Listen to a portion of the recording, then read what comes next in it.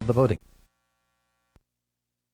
8:47 in the morning. It is 13 away from 9 o'clock. It's the voice of Indiana County, WCCS 101.1 FM, AM 1160, and WCCSradio.com. This has been a week of returns for us because we've had 3 or 4 people, I think 4, who have come back for second appearances on the week. And there's Veldorah, who was just here yesterday, and she's back with us today.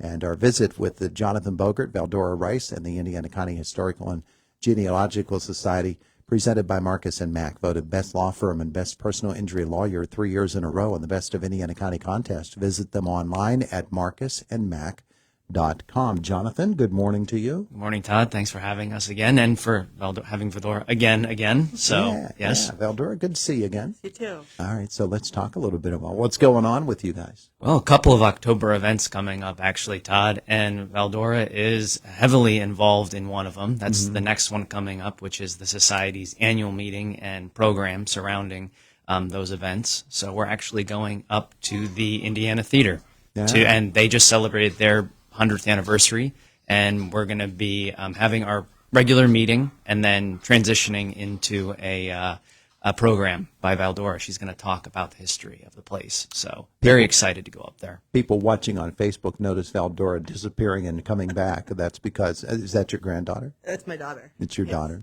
And she's on the floor playing, and you're helping. Yeah. It's all about multitasking when you're a mom. Well, there you go. There you go. Well, she's enjoying herself. Veldorah, we were talking about ghosts yesterday with you. We were. And the Indiana Theater. Historical and Genealogical Society works right in with that, doesn't it? It does. It does.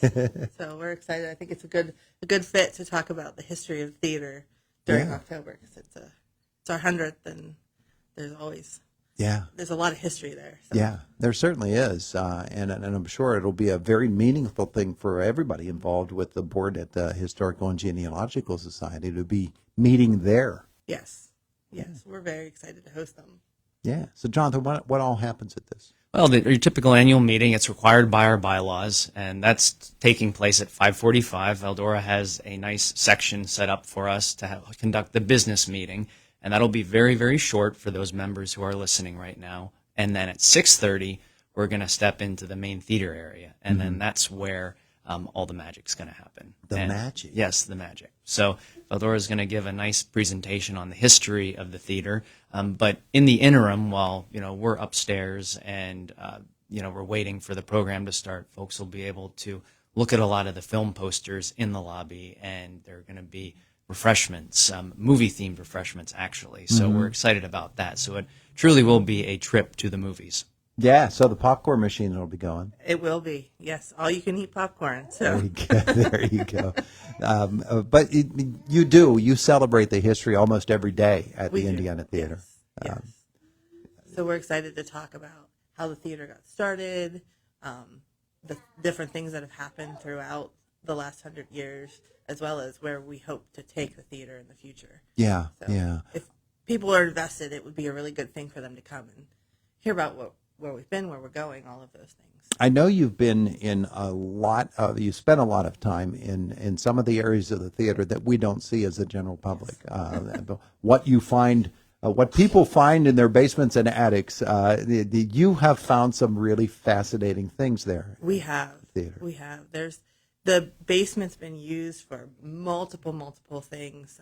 It was a dressing room at one time for the Indiana players when they were there. So there's dressing room lights and makeup sets down there. My husband found an 8-track player down there that still worked. Oh, yeah. So we use it sometimes.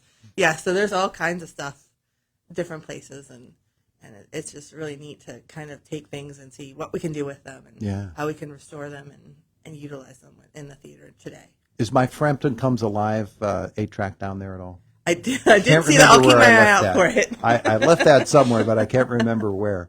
But Jonathan, it'll be a good night. Very good night. And I think Indiana's very fortunate to have a historic theater like this sort of actually functioning as it was originally built. I know from my hometown of Bethlehem, way out east, there was a beautiful historic theater that they had there that I remember growing up. with the curtains and the stage, pretty much a very similar to what the Indiana Theater is, similar time period being built, and it was demolished, and now there's some sort of hotel shopping center type thing there. So we're very fortunate that that sort of historic fabric has been maintained here on Philly Street in Indiana. Yeah, well, Indiana has had other theaters downtown that are no longer there. That's right. Yeah, folks remember the Manus. Yep.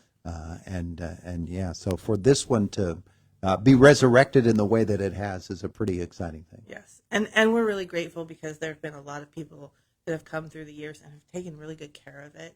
So to be able, we're really, really lucky that we can walk into a theater that still has great seats. Like you come in and you sit down and you're comfortable. That's the community keeping that place up through its different iterations so that we can come in and build on what other people have preserved through the years. And I'm really excited to be able to honor that because it's not just us. We're standing on the shoulders of so many people keeping this place open. Yeah.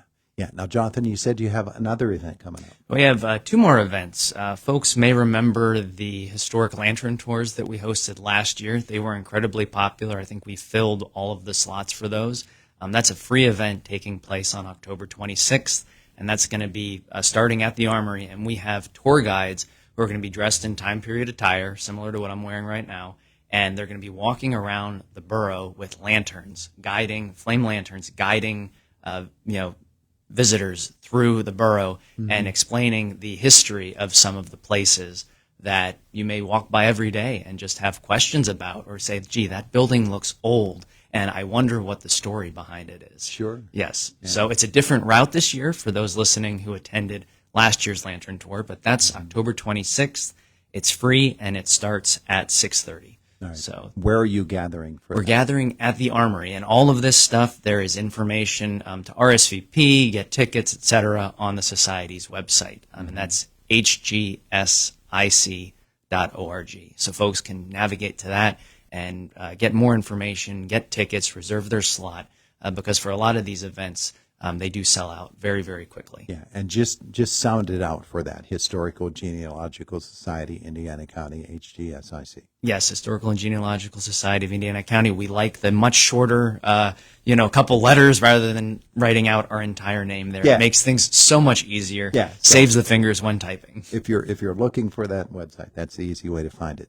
So that's a big event. So that's a big event, and we have 3 new tour guides this year. We also have an entirely new route that's going to take us out the east end of the borough. So a lot of prominent houses out that way, and then we're going to be circling back around on Philadelphia Street, talking about some buildings like the American Legion, where Fox's Pizza is, the old Indiana Hotel. So it'll be a very interesting trip to learn the history of a lot of those local buildings. Yeah.